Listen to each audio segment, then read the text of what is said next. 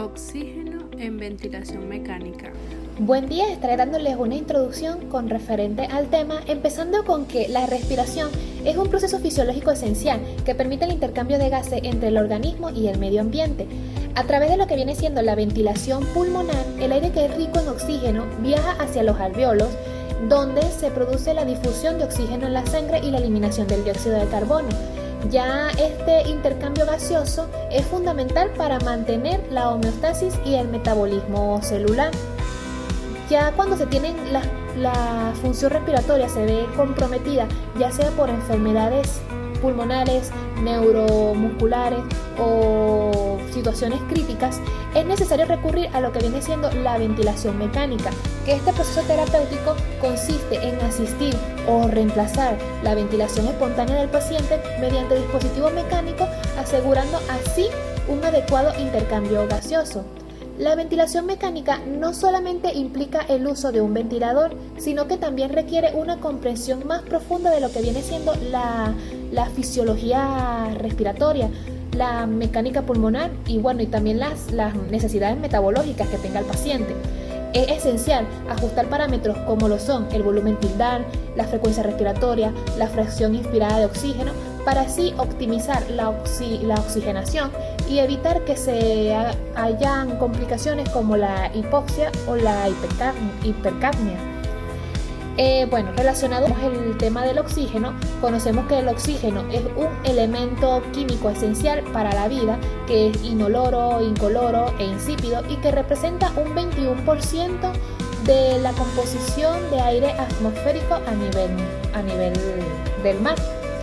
Este elemento es abundante en el cuerpo, ya sea, en el cuerpo humano abundante por masa, ya sea porque esté presente en el agua, en las proteínas, en los carbohidratos, en los ácidos nucleicos, entre otros. Pero más allá de su importancia, de su abundancia, la importancia de esta en la parte fisiológica radica en su papel fundamental en la respiración celular, proceso por el cual se obtiene la energía. El oxígeno es el receptor final de los electrones en la cadena de transporte de electrones mitocondrial, etapa clave en la respiración aeróbica. Sin oxígeno, las células no pueden producir lo que conocemos como ATP o adenosintrifosfato, que es la principal molécula energética del cuerpo. En condiciones normales, un mol de glucosa produce 36 ATP, mientras que, en condiciones normales, 36 ATP con oxígeno. Sin oxígeno, solamente se obtienen 2 ATP por mol de glucosa, generando ácido láctico como un subproducto. Por lo tanto, el oxígeno es vital para lo que viene siendo la función celular, por lo anteriormente explicado, tanto la función celular, la muscular, la cerebral, la cardíaca, entre otros. ¿Cómo llega el oxígeno al cuerpo? En primer lugar tenemos la inspiración, en donde el aire entra por las vías respiratorias hacia los alvéolos pulmonares. En segundo lugar tenemos la difusión alveolo-capilar, en donde el oxígeno se difunde desde el alvéolo hacia los capilares pulmonares, impulsado por el gradiente de presión parcial. En tercer lugar tenemos el transporte en sangre, en donde de 98 a 99% se une la hemoglobina en los glóbulos rojos y 1 y 2% viaja disuelto en plasma. Por último tenemos la entrega a los tejidos. Cuando la sangre oxigenada llega a los capilares sistémicos, el oxígeno se libera a las células. Relación oxígeno-presión barométrica. La presión barométrica es básicamente una medida de qué tan pesado está el aire. Es la presión total ejercida por la mezcla de gases en la atmósfera, medida generalmente en milímetros de mercurio, mmHg o hectopascales HPA. A nivel del mar, su valor estándar es de 760 mmHg o 113 HPA. Según la ley de Dalton, la presión parcial de un gas en una mezcla, como el oxígeno en el aire, es igual a la producción de su fracción en el aire por la presión barométrica total. PO2 es igual a FiO2 por PV, donde PO2 es la presión parcial de oxígeno, que es lo que generalmente llega a nuestros pulmones. FiO2 es la fracción de oxígeno en el aire, que es 21% o 0.21, y la PV es la presión barométrica, lo cual disminuye con la altitud. En Venezuela tenemos altitudes variadas, lo que permite observar claramente cómo varía la presión barométrica y la disponibilidad de oxígeno. En este caso tenemos un cuadro en donde está reflejado la ciudad, la altitud, la presión barométrica y la presión de oxígeno. En donde, por ejemplo, en la ciudad de Maracaibo tenemos 6 metros sobre el nivel del mar, en donde la presión barométrica será de 760 y la presión de oxígeno de 159.6. A diferencia de la ciudad de Caracas, en donde tendremos 900 metros sobre el nivel del mar, en donde existe una presión barométrica de menos 175 y una presión de oxígeno de menos 141.8. En la ciudad de Mérida tendremos una altitud de 1.600 metros sobre el nivel del mar y una presión barométrica de 635, teniendo así también una presión de oxígeno de menos 133.3. Por último, en el Pico Bolívar, teniendo una altitud de 4.978 metros sobre el nivel del mar, tendremos una presión barométrica de menos 430 y una presión de oxígeno de menos 90.3. Ejemplo, un paciente con dificultad respiratoria en Mérida necesitará más atención que uno de Maracaibo, porque a mayor altitud hay menor oxígeno disponible, aunque el porcentaje de aire sea el mismo.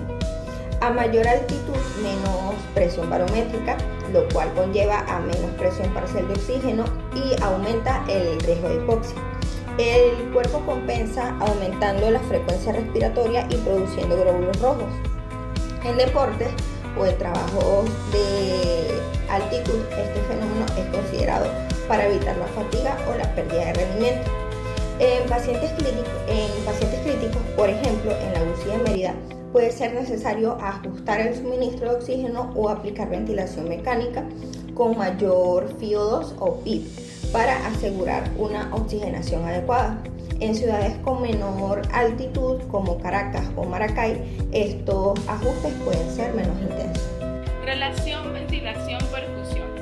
Para hablar sobre cómo surge este tipo de relación, podemos decir que se basa en la eficiencia del intercambio gaseoso entre los pulmones o en los pulmones, ya que surge de acuerdo a la armonía entre dos procesos fisiológicos fundamentales: la ventilación alveolar, designada por la letra P, que es la entrada de aire a los alveolos, y la perfusión pulmonar, designada por la letra Q, que es el seguimiento del flujo sanguíneo entre los capilares pulmonares. Ahora, este tipo de interacción se designa como relación VQ, ventilación-perfusión, que es importante ya que permite evaluar el funcionamiento del sistema respiratorio. En condiciones normales, la ventilación suele evaluarse aproximadamente entre 4 litros por minuto y la perfusión aproximadamente entre 5 litros por minuto. Para realizar este tipo de evaluación nos apoyamos en la fórmula relación VQ, ventilación-perfusión, que es igual a la ventilación alveolar sobre la perfusión pulmonar, tomando en cuenta que el resultado ideal para este tipo de evaluación es de 0,8. De acuerdo a esto, podemos decir que la ventilación y la perfusión están adecuadamente acopladas para obtener una óptima oxigenación de la sangre y eliminación del dióxido de carbono. Cabe señalar que en este tipo de relación suelen surgir ciertos desequilibrios, como en patologías de enfermedades comunes, como la neumonía, el EPOC, la embolia pulmonar, etc., que puedan generar hipoxemia, afectando significativamente el estado clínico del paciente. Desde un punto de vista clínico o fisiológico, este tipo de relación permite saber interpretar los mecanismos de la hipoxemia, guiar la terapia de oxígeno e incluso ajustar los parámetros de la ventilación mecánica. Cabe señalar también que en este tipo de relación suelen influir factores como la altitud en cuanto a aspectos geográficos, por ejemplo en Venezuela, ya que influye al modificar la presión de oxígeno inspirado. La curva de disociación de la hemoglobina. Esta es una herramienta fundamental para entender cómo se transporta y se libera el oxígeno en el cuerpo humano. Esta representa gráficamente la relación entre la presión parcial de oxígeno, o sea el PO2, y la saturación de la hemoglobina, es decir, el porcentaje de hemoglobina que transporta oxígeno. Esta curva tiene una forma sinoidea debido al efecto cooperativo de la hemoglobina, lo que significa que la unión de una molécula de oxígeno facilita la unión de la siguiente.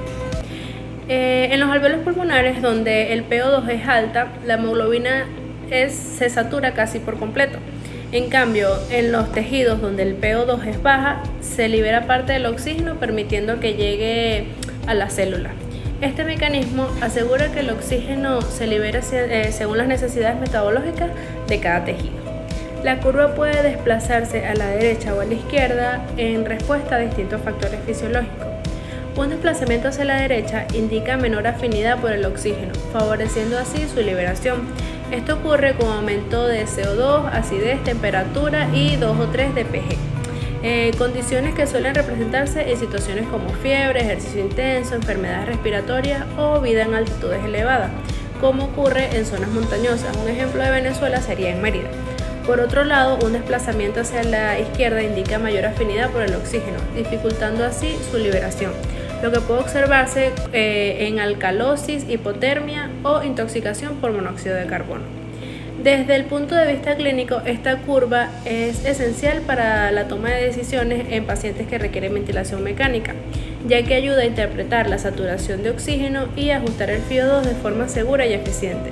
Además de eso, también permite entender por qué en algunos casos, aunque la saturación parezca adecuada, puede no haber suficiente oxígeno disponible en los tejidos.